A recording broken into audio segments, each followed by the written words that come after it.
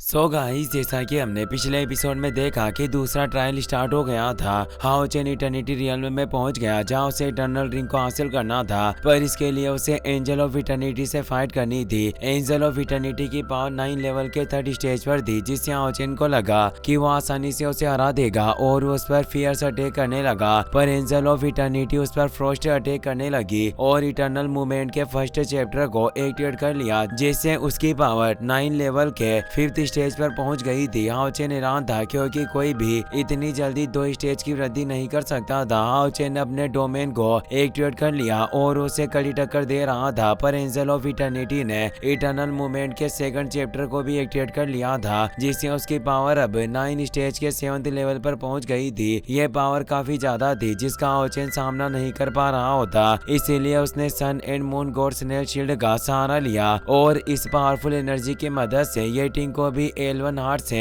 जिंदा कर दिया था। तभी शील्ड भी टूट गई थी, पर येटिंग ने हाओ चेन को बचा लिया। एंजल ऑफ इटर्निटी येटिंग को देखकर हैरान हुई। वो कहती है कि यह लाइट एलिमेंटल किंग फर्नेस है, जो लाइट एलिमेंटल एवोल्यूशन का अल्टीमेट रूप है, जो हमेशा गॉड ऑफ लाइट की सर्वेंट होती है और ये वर्ल्ड की सभी लाइट को काबू करने की काबिलियत रखती है। निश्चित रूप से ये लड़का सन ऑफ लाइट होगा। हाओ चेन कहता है कि येटिंग की बॉडी अब रिबिल्ड होने के बाद ये अब स्पिरिचुअल फर्नेस की मर्यादाओं को पार कर गई है, यानी इस पर अब फर्नेस के नियम लागू नहीं होते और अब यह स्वतंत्र रूप से मेरे साथ एक साथी की तरह ही लड़ाई लड़ सकती है। इसीलिए आज तक ऐसी फर्नेस को कॉन्टिनेंट पर पहले कभी नहीं देखा गया। ये एक इंटेलिजेंट स्पिरिचुअल फर्नेस थी और अब उसमें एल्फ किंग ऑफ लाइट के जैसी काबिलियत आ गई थी। हाओ चेन अब अपनी सन एंड मून गॉड शील्ड को वापस रख लेता है। येटिंग हाओ चेन से कहती है कि मास्टर, मैं काफी खुश हूँ कि दोबारा आपके साथ लड़ पा रही हूँ। ये एहसास काफी अद्भुत है। हाओ चेन बोलता है कि मुझे भी काफी खुशी है कि तुम वापस लौट आई हो और अब तुम्हें मेरे साथ मिलकर इसे लड़ना होगा।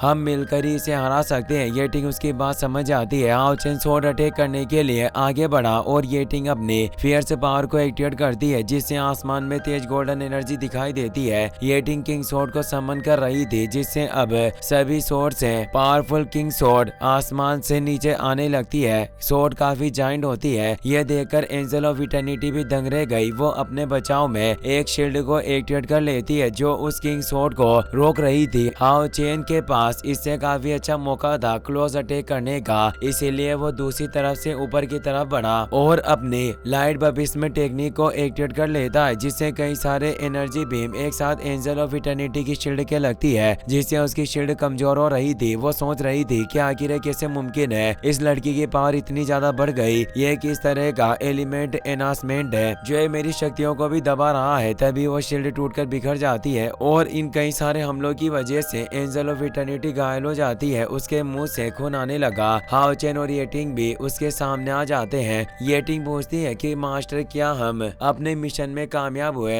एंजल ऑफ इटर्निटी बोलती है कि इंसान, तुम जीत गए हो, इसीलिए अब एक समझौता करते हैं। तुम मेरे पास यहाँ इसीलिए आए हो ताकि तुम पावरफुल शक्तियों को हासिल कर सको। मैं तुम्हारी इसमें मदद कर सकती हूँ। अगर तुम मेरी जान बख्श दोगे और मुझे बचाओगे तो मैं तुम्हें काफी ज्यादा स्ट्रॉन्ग बना दूंगी और तुम इटर्नल पावर को भी प्राप्त कर सकते हो। हाओ चेन मना कर देता है और बोलता है कि मुझे पावर का मोह नहीं, मुझे सिर्फ वो इटर्नल रिंग चाहिए। तो इससे एंजल ऑफ इटर्निटी को गुस्सा आ जाता है। वो उसे अपने जासे में फंसाना चाहती थी, पर हाओ चेन को काबू में करना इतना आसान नहीं था। वो उसे अपने ओरा से दूर कर देती है और बोलती है कि तुमने मुझे काफी जल्दी मना कर दिया, पर जल्दी तुम्हें पछतावा होगा, क्योंकि इस दुनिया में हर कोई इटर्निटी यानी अनंत काल की तलाश में है, पर तुम अनंत काल की अनमोल सुंदरता को नहीं समझ सकते। और अब वो अपनी पावर को आसमान में छोड़ती है, जिससे वहाँ कई सारी पपेट क्रिएट होने लगती है। वो बताती है कि ये वो सभी लोग हैं जिन्होंने इटर्निटी की खोज की और ये कई सालों से इस चक्र में फंस गए, जिससे ये काफी कमजोर हो चुके हैं और ये एक धूल के कण की तरह ही बेकार है। लेकिन ये मेरे लिए काफी अच्छा है क्योंकि मैंने इन्हें पावर दी और अब सुप्रीम इटर्निटी को प्राप्त कर चुके हैं। इसीलिए अब ये सब पुनर्जन्म ले चुके हैं और बहुत ज्यादा मजबूत हो चुके हैं। यानी ये सभी पपेट पहले इंसान हुआ करते थे, पर एंजल ऑफ इटर्निटी ने पावर की चाह में उन्हें ऐसा बना दिया। और अब वो बोलती है कि लड़के, तुम्हें मेरी इस अनंत काल की पावर का एहसास करना होगा। मैं वादा करती हूँ कि तुम्हें मेरा ये खेल काफी ज्यादा पसंद आएगा। हाओ चेन और येटिंग परेशान हो गए थे कि आखिर वो इतनी सारी पपेट का सामना कैसे कर सकते हैं, पर उन सभी पपेट को उन पर हमला करने के लिए छोड़ देती है। हाओ हाओचेन और येटिंग लड़ने के लिए तैयार हो जाते हैं। हाओचेन अपने स्लेज से उन पपेट को मारने लगता है, पर उन पपेट को कुछ नहीं हो रहा था। येटिंग भी उन पपेट पर अटैक कर रही थी, पर उसके हमले भी पपेट का कुछ नहीं बिगाड़ पा रहे होते और इटर्निटी पपेट का एक पूरा झुंड ही येटिंग के पीछे पड़ गया था। येटिंग और हाओचेन दोनों अपनी जान बचाकर इधर उधर भाग रहे होते हैं। तभी एक पपेट येटिंग पर पावरफुल पंच मारने वाला था, पर येटिंग वक्त रहते हट जाती है, जिससे वो पपेट खुद उस पिलर के जा टकराया। येटिंग काफी परेशान हो गई। वो कहती है कि ये सारी इटर्नल पपेट इतनी ज्यादा सॉलिड कैसे हो सकती है कि हमारे हमले से भी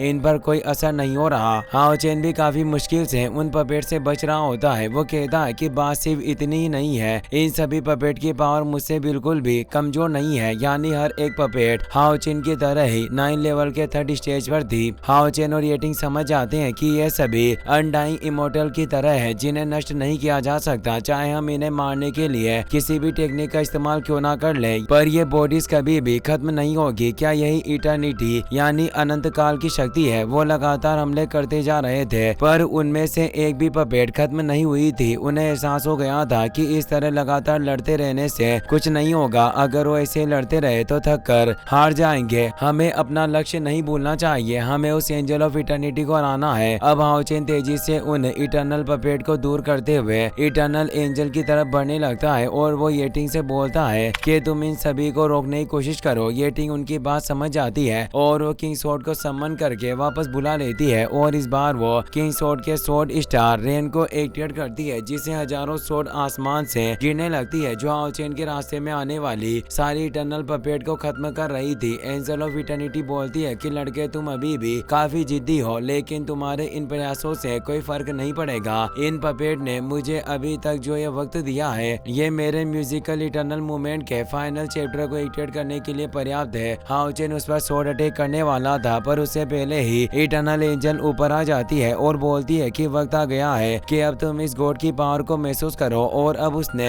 इटर्नल मूवमेंट के फाइनल चैप्टर को एक्टिवेट कर लिया, जिससे अब डिवाइन पावर प्राप्त होती है और वो गॉड लेवल पर पहुंच गई थी, जिससे हाओचेन पर एक तेज स्लैश को छोड़ती है, जिसका हाओचेन सामना नहीं कर पाता और ग्राउंड पर आ गिरता है। येटिंग भी इस एनर्जी को संभाल नहीं पाई और वो भी काफी दूर जा गिरी। उसे हाओचेन की फिक्र होती है और वो जल्दी से हाओचेन के पास आ जाती है। इटर्नल एंजल कहती है कि क्या तुम मेरी इस गॉड पावर को महसूस कर पा रहे हो, और वो हाओचेन पर और तेज दबाव डालने लगती है। वो बताती है कि यही वो पावर है जो मुझे इटर्निटी से प्राप्त हुई है। हाओचेन अब चारों तरफ से इटर्निटी पपेट से गिर चुका था, जिसे ऐसा लग रहा था मानो हारने वाला हो। और वो एंजल ऑफ इटर्निटी भी बोलती है कि मैं तुम्हें आखिरी मौका देती हूँ, खुद को मेरे हवाले कर दो या फिर यहीं पर मारे जाओ। पर हाओचेन धीरे से मुस्कुराता हुआ बोला कि मैं खुद को तुम्हें सौंप दूंगा, ऐसा कभी नहीं हो सकता, ये असंभव है। इससे उसे गुस्सा आया और वो अपने दबाव को बढ़ाने लगी। पर हाओचेन कहता है कि तुम्हारे म्यूजिक की पावर अब खत्म हो गई है, इसीलिए अब मेरी बारी है। और वो अपनी स्वॉर्ड पावर से उस एनर्जी को दूर कर देता है और येटिंग की मदद से अपनी लाइट एलिमेंट रियल्म को एक्टिवेट कर लेता है, जिससे वो पास आने वाले सभी पपेट को फ्रीज कर देता है। और साथ ही अब उस रियल्म के चारों तरफ फैलने से सभी पपेट फ्रीज हो गए थे। एंजल ऑफ इटर्निटी चौंक गई थी कि आखिर तुम ये कैसे कर सकते हो। हाओचेन बताता है कि येटिंग के अब लाइट एलिमेंटल किंग बनने से येटिंग को अब खुद का एक एलिमेंटल रियल्म मिला है, जिससे वो अपने आसपास की सारी जीवन शक्ति को कंट्रोल करने में सक्षम है। और मुझे पहले संदेह हो गया था कि तुम जो इस म्यूजिकल पावर से शक्तियां बढ़ा रही हो, वो तुम्हारी खुद की पावर नहीं है, बल्कि उन पावर को तुमने उधार लिया था। हर टाइम जब तुम इटर्नल मूवमेंट का इस्तेमाल करती थी तो तुम्हारी पावर तो बढ़ जाती है, पर इससे मुझे एक सिग्नल भी मिल रहा था कि तुम किससे अपनी पावर बढ़ा रही हो, पर वो सिग्नल काफी कमजोर थे। पर जब तुमने फाइनल चैप्टर को एक्टिवेट किया तो मैं समझ गया कि तुम्हें यह पावर इटर्नल रिंग से ही मिल रही है। और अब वक्त आ गया है कि मैं तुम्हें अपने फाइनल चैप्टर का एहसास करवाऊं। और वो ड्रैगन पावर को एक्टिवेट कर लेता है। उसके हर एक कदम चलने के साथ ही ड्रैगन पावर भी बढ़ती जा रही थी। एंजल ऑफ इटर्निटी कहती है कि तुम मुझे नहीं मार सकते और वो प्रोटेक्शन बैरियर को एक्टिवेट करने लगती है। उसने एक साथ प्रोटेक्शन बैरियर की 3 लेयर को एक्टिवेट किया था।